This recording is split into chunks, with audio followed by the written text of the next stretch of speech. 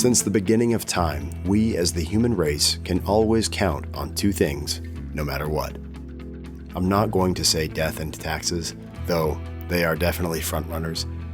How about something a little more lighthearted? If we look to social media, we can see them every day. They're always there, lurking in the shadows. Blockbuster spoilers and personal opinions. Let's be honest, movie spoilers are never a good thing, but opinions, on the other hand, if applied correctly, can be a change for good, as long as it's in good taste, of course. The DoD promotes its members to speak out with opinions that can be brought to the commanders so that we can perfect the workforce and the mission it performs. It's the key to global power, after all, unit effectiveness. Some commanders have an open door policy, and others prefer utilizing the chain of command and delegating down to the junior officers and senior NCOs. But the meat and potatoes are still there, as long as there's open conversation for improvement.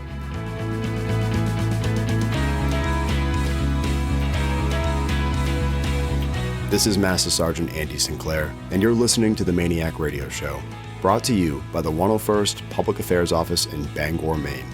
A little later, I'm going to talk more about unit improvement and some ways you can let your voice be heard.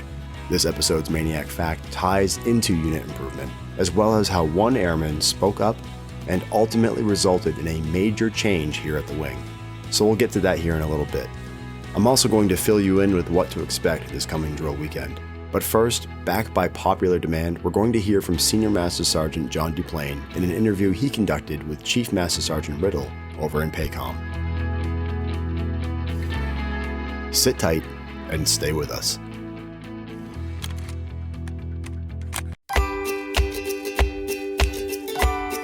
Good afternoon, everyone. I am in Hawaii at Bellows Air Force Station, and I am with Chief Darryl Riddle. And today he's going to talk to us a little bit about his deployment for training that he's been part of. But first we're going to get a little introduction from him. This is my first real meeting. I've seen him out and about and around, but haven't got to work with him. So I've got to know him, and I wanted to make sure everyone on the base get to know him. So Chief, why don't you do a quick intro? Okay. So like Sergeant Duplain said, Chief Master Sergeant Darryl Riddle, originally from Virginia. Did about 25 years in the Virginia Air National Guard with the 203rd Red Horse. Transferred up to Bangor, Maine, lovely Bangor, Maine, in 2016. Part of the CE up there as the Chief of Operations, Facility Manager, and Resource Advisor.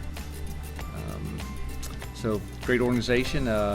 Transfer, like I said, nice transfer from Virginia up here. The weather's a little different up in Maine, but the summers are awesome. Yeah, no, definitely.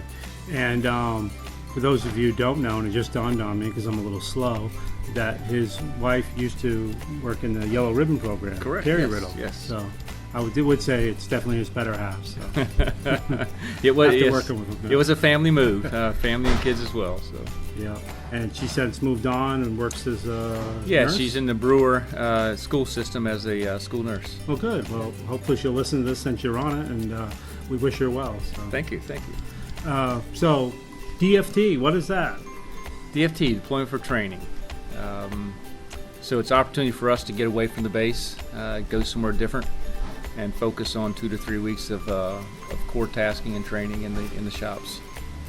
Great opportunity, again, to be able to pull away from the unit and get out of the hustle and bustle of the daily grind and focus 100% strictly on training.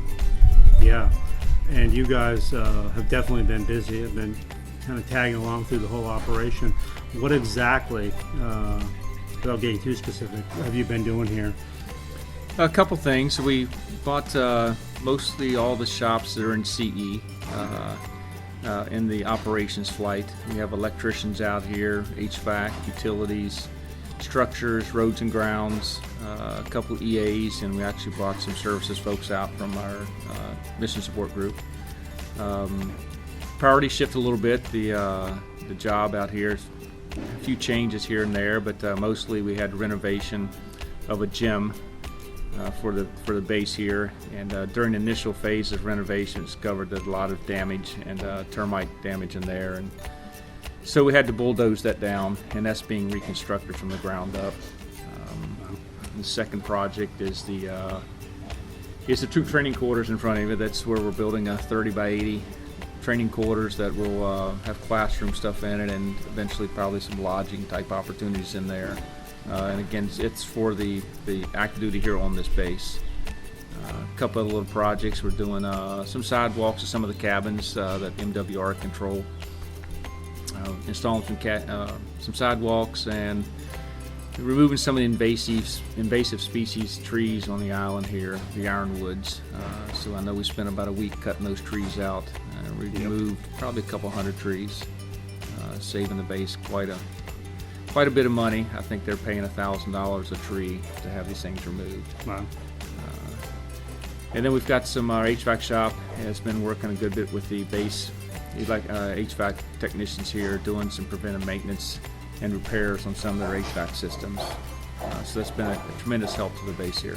Wow, seems like you guys are doing a little bit of everything. Yeah, it's a great opportunity. It's an awesome opportunity. Yeah. How's it been for you having people get out and sort of get this training hands-on for 8 hours-ish a day? Oh, it's great. It's great. You know, most of these guys on the outside, they don't work in the field they're in here. You know, you might have a banker, and then on drill weekend he's in here swinging a hammer. So it's a great opportunity to be able to focus strictly on that training versus a UTA weekend where they're, you know, as I do, the CBTs and the medical and the, you know, your fitness, you know, testing and stuff like that. It just it bogs down. You don't get as much hands-on. It's just a fantastic opportunity to spend 8 hours a day for 18 days we're out here. So these guys get more training in this 2.5 weeks than they'll get in a year back at the base. Yeah, and you know, actually, you know, meaningful work too, not little pieces of it. So actually seeing some of these go from a base to actually become a building, or having no wiring to planning it and people putting wiring in. So yes. I know before I saw Sergeant Gay, he's the shop super for that, the electricians, and he's actually said he was taking a step back and letting his younger people kind of plan and organize it to get that experience. I think too that comes with confidence as well. So how do you think that's working out for those airmen? Oh, great. It's an awesome opportunity for the guys to step up, especially as a junior airman or junior NCO, and step up to the next level and prepare to be a better leader in the 101st and in CE. Again, back home, you don't get that much opportunity to do stuff like that with the things we got going back for training back there, but to step out on a project like this and take over as a crew leader, you know, as an airman, it's an awesome opportunity. It really is. I know too, when you guys deploy, sometimes that you're thrust into more of this DFT type setting. Correct. And you guys kind of have to do what they need you to do and work with kind of what you got. So it seems like it's a good opportunity that way. Yes. It's not necessarily deployment, but you get a little bit of that flavor of not being at home station when everything's kind of comfortable, working here and have to resolve problems and issues. So. Yes, definitely. Definitely, it's interesting to see, and it's great to see the amount of work that you guys have put in, and seeing these buildings come up and really just come together. So it's impressive. Now, for you coming out here, what is your biggest takeaway from coming out on this trip and working with everyone? I've had a great time out here. You know, this is an awesome, what better place to do a DFT than Hawaii? The weather's been fantastic, a few storms here and there. Some challenges in the beginning, like I said, the scope of the project changed a good bit. Ran into some restrictions out here as far as digging permits and so forth, so we've had to adapt and change a few things. Great team out here. You know, we have, each shop has a great leadership, you know, in that shop, training those troops. Up in the command section, we have Captain Richley out here. She's fairly new to the unit as well. It's a great opportunity for her to have her first project with CE as an OIC, so it's an awesome opportunity for her. We have a brand new first sergeant that's waiting for school. He's out here as a first sergeant, so another great opportunity for him. He's had a few challenges, like all DFTs. You have some issues to deal with, but he's doing a great job at that. Myself, trying to provide mostly just oversight, let the shop leads take control of the project, only step in as needed, but they're doing a fantastic job. And don't leave services out, so we brought 5 services from the base with us, so they're preparing our meals at the RTI site, and they've been doing a fantastic job. These guys got coined by the last group of Canadians that left. And again, don't want to forget the Canadians. Yes, no, absolutely. Great opportunity to work with Canadians. First time I've worked with them on a DFT. But those guys have a great set of skill sets, and it's nice to see their view on things and the way we do things. And some things are different. I've learned a few things, and they've learned a few things, and it's been a great group of people. Yeah, no, awesome. And I know, too, that halfway through our rotation, you got a whole new group of Canadian forces that came in, so you kind of got to get reacclimated with them and then with you and kind of get them up to speed. So that, from my perspective, which isn't very good, behind the lens, is that everything seemed to go good. Everyone's integrated. I mean, yesterday there was sidewalks being put down, people were laughing, and it just seemed like the crew that left, you know? It is. It's a great group. Yeah, we're the second of 3 rotations out here, and the Canadians are doing 2 rotations a week longer. So our rotation had it's nice being able to overlap with 2 different Canadian groups. Right. So we've processed through with this group here now 36 to 40 Canadians. Yeah. And the first group that was here when we came in, the Canadians that were here had already been here for 2 weeks. So they kind of took the lead on a few things till we got up to speed. They processed out, the new Canadians came in, and we're in the process now of getting those up to speed to take over. Right. And then you're turning over again. You did a base tour this morning. Yes, we had a tour with the 169th out of South Carolina. Yeah. So they're coming up to take over. They'll be in a few days. Yeah. This is the first DFT I've seen where it's been multiple rotations. Is there any challenges with that? Being split up and not being able to, being in the middle too, you don't get to start it or finish it. So right. Yeah. You're kind of stuck in the middle, I guess. So well, they've got a duration group here that's 2 people, 3 people on a duration that's here for the entire 8 weeks or so. So they've helped to bridge that gap from one rotation to the next. And then, like I said, the Canadians have been a great team to span that gap for the transition. Having those guys here on the ground have been here for 2 weeks, and for us to have those in our pocket for another week before they leave was a great opportunity. Yeah, no, it certainly was.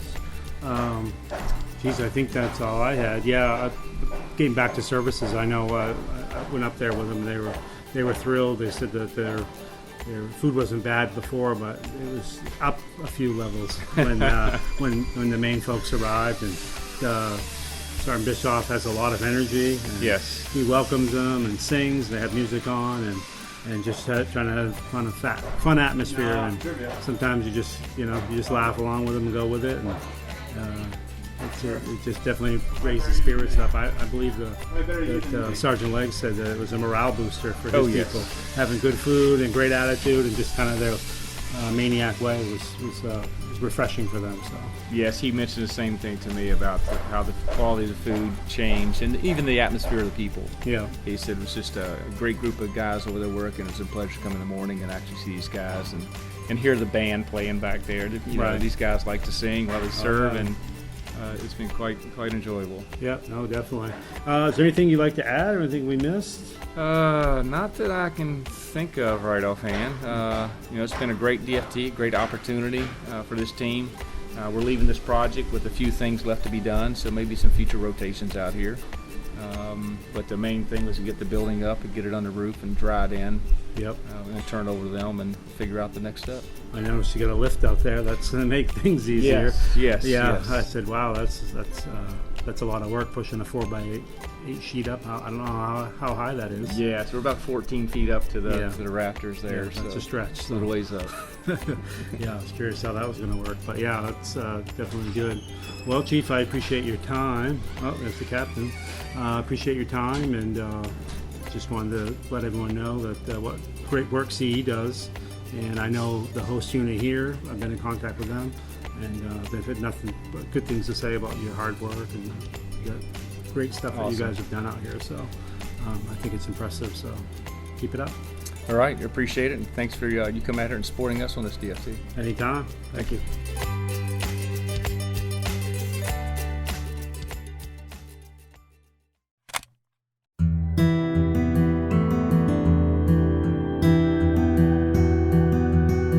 It's finally June. We thought the day would never come, but here we are. That means the 101 critical days of summer are upon us, and I know the safety office wouldn't let me hear the end of it if I didn't put a plug in. You know, because they're so hard to get along with over there. Now, I'm not the safest guy around town, but I do know a thing or two about spotting unsafe actions. For instance, texting and driving. We see it every day, and each time we see it, it puts a pit in our stomachs. It's a pretty crazy thing, texting and driving, moving your eyes away from the road where they belong, putting yourself and others at risk because you're distracted, all so that you can scroll down through your text thread or news feed that you haven't checked in 5 minutes. And the funny thing is, just like DUIs, we all think that we know what we're doing and that a crash will never happen until it does. And unfortunately, we don't have an infinity gauntlet to turn back time. The consequences are yours to keep. So I'm not going to read stats or sit on a soapbox, but just try to remember that texting and driving is a serious thing. Something I just learned recently is that for iPhone users, you can have Siri read a text if you get one sent to you while driving. That way you'll know if it's important enough to safely pull over and respond. I even think you can tell her what you want to send as a reply, all the while keeping your eyes on the road. Just keep it in mind. Separate topic. What do Leonard Skinner, Ozzy Osbourne, Bruce Springsteen, and Command Chief Master Sergeant Ron Anderson all have in common? Wait for it. They'll all be in Maine during the month of June. In fact, Chief Anderson will be here this weekend. He's the command chief for the entire Air National Guard.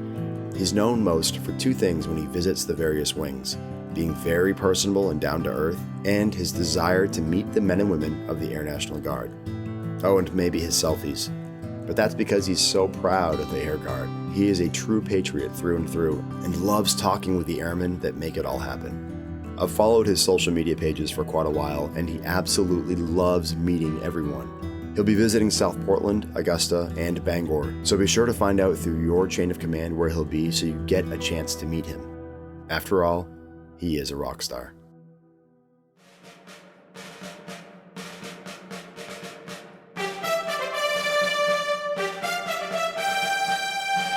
The Defense Equal Opportunity Management Institute Organizational Climate Survey. Wow, saying that's a mouthful would be an understatement.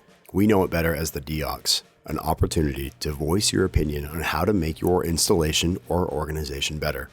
After all, we are the subject matter experts. Who better for the commanders to hear from than the men and women who are on the flight line, turning wrenches, defending perimeters, or refueling the birds? But the DEOCS hasn't always been around. Of course, there have been other versions of it. It seems that commanders and chiefs have always had a program designed to listen to the troops, to improve quality of life, to complete our mission better than ever. In fact, if we zip back to 1987, the program that was in place at the time was a direct line to the wing commander. General Martin was the commander, and he took great pride in talking with airmen one-on-one. He did this face-to-face, on the phone, or by letter. For those of you who don't know, a letter is what was used before texting and emails. You would literally write or type a paper that would then be sent to another individual. You may be listening to this and sighing or shaking your head wondering why I'm explaining what a paper letter is. But I think we'd all be shocked at how many people have never written a letter. You know, just covering my bases. So in 1987, General Martin received multiple letters from members of the wing with recommendations with things they would like to see different. Things like the possibilities of starting a full-time daycare, adding rank to officers' vehicles' license plates, changes to the pass and ID office work hours, adding more photos around the wing facilities to show off our MAINEiacs, which I can totally get behind, increasing the speed limit leaving the base, and even the possibility of getting rid of the long-time base newsletter, the MAINEiac, due to the amount of money it cost to produce each month. One individual, in fact, stated that if we took the money that we used to produce the MAINEiac, we could then build a sidewalk that goes directly to 505. But by far, the most interesting conversation was one that I think that we could all get behind. Smoking. You see, in 1987, it wasn't uncommon to walk into a building and find dozens of people smoking within the work area. I'm talking worldwide, by the way, not just here at the wing. And yeah, we still had designated smoking areas, but they were still inside. People had been smoking tobacco for hundreds of years, but it wasn't until the turn of the 1900s that science started proving the serious health risks of smoking. Even after it was proven unhealthy, media outlets refused to publish anything concerning the health risks because of the revenue smoking ads brought in. And this was everywhere, not just the DoD or the Air Force. We know today that smoking is bad all around, right? But in 1987, that wasn't fully accepted. One individual wrote to the commander stating that they don't appreciate having to go down to the clinic for a urinalysis and to be accompanied by a monitor who is smoking right beside him. Quote, "It defeats the purpose, I think, to promote a drug-free and healthy workforce, but have clinicians smoking tobacco." Yeah, you can't argue with him there. The commander took this inquiry into deep consideration, and from that point on, smoking would slowly be shunned from the wing. Effective immediately, smoking was prohibited from the clinic. Yay. At that point, a smoking ban had already reached the dining facility, so it kind of makes sense the clinic would hop on board too, right? Pretty crazy stuff. But it seems back then, these surveys were just as important as the ones we have now. The commander wants to hear from you. In order for positive change to happen, we need to take advantage of programs like the DEOCs. The PA Shop recently launched an app where you can also go on and directly contact the wing commander through an anonymous email service. You type your message through the app, and then the app hides your identity and emails the commander with your concern or recommendation. The tools are there.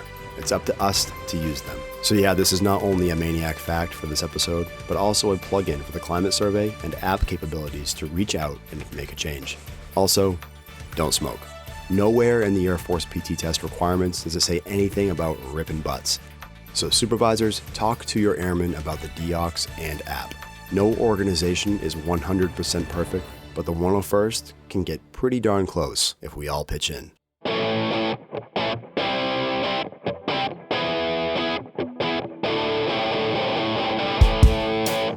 And that's all she wrote for this episode of the MAINEiac Radio Show. I'm Master Sergeant Andy Sinclair with the 101st Public Affairs Office here in Bangor. Don't forget about the DEOC survey or the direct line feature we have on our new app. Speaking of the app, you can download the app by going to your marketplace or your app store through your phone and searching AF Connect. That's Air Force Connect. Download it, search for the 101st, add it to your favorites, and bada bing, bada boom, that's it. If you get a chance this weekend, make sure you go meet Command Chief Master Sergeant Anderson. From what I've heard, he loves talking to airmen, so don't be shy and go meet with him.